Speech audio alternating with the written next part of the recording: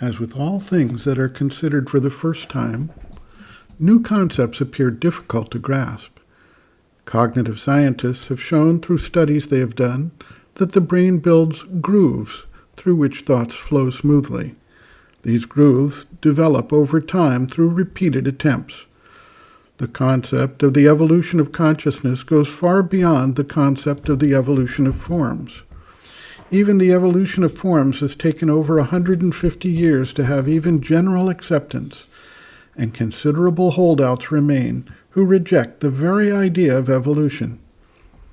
A yet further extension is the idea that the individual psychic being, the soul's projection into the external world, accumulates the essence of experiences across multiple lifetimes as it develops and gains maturity.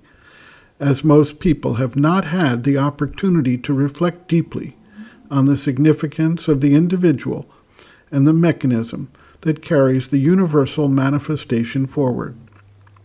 Thus, when Sri Aurobindo combines all three of these concepts into a coordinated interrelationship, it is difficult to grasp for those considering it for the first time. The mother clearly and concisely explains the significance in her response to a disciple grappling with these concepts. A disciple inquires about the citation from the Life Divine cited in the immediately prior page. Quote, "It is difficult to understand, sweet mother." End quote. The mother responds, quote,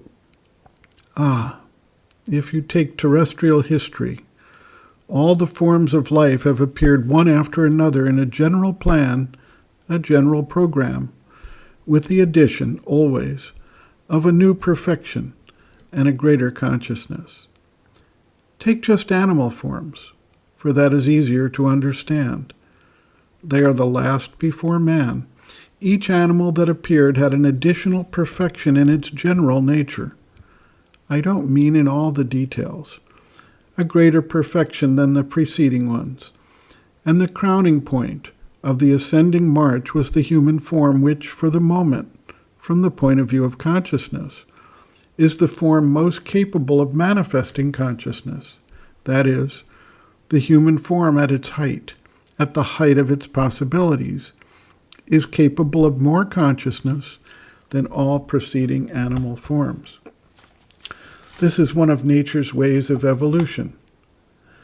Sri Aurobindo told us last week that this nature was following an ascending progression in order to manifest more and more the divine consciousness contained in all forms. So, with each new form that it produces, nature makes a form capable of expressing more completely the spirit which this form contains. But if it were like this, a form comes, develops, reaches its highest point, and is followed by another form.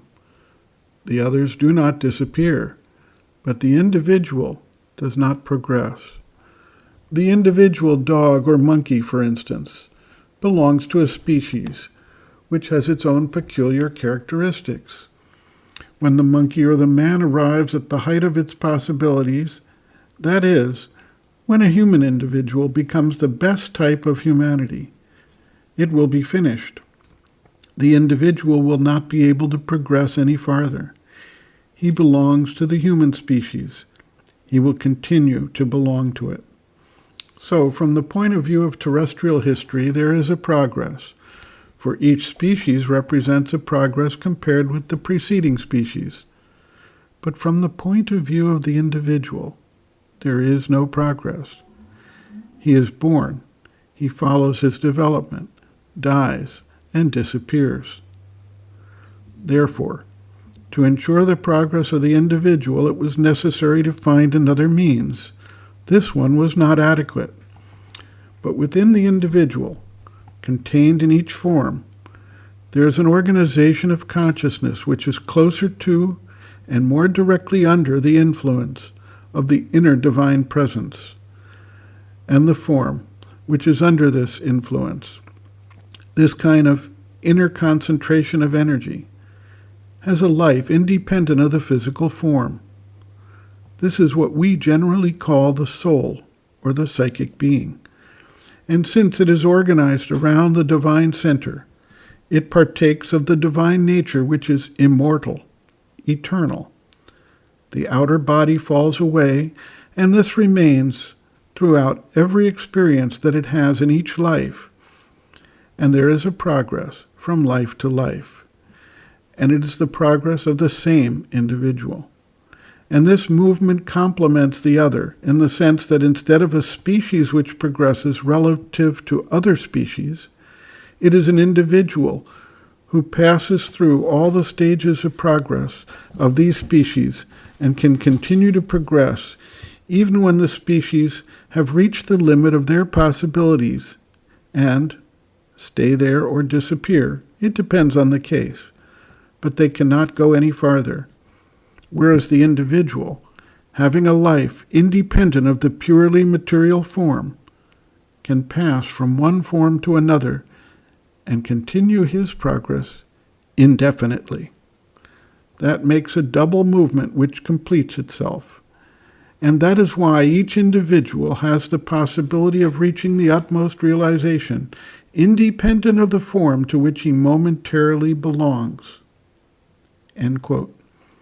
Reference, Sri Aurobindo and the Mother, The Psychic Being, Soul, Its Nature, Mission, and Evolution. Section 3, Growth and Development of the Psychic, pages 73 to 75.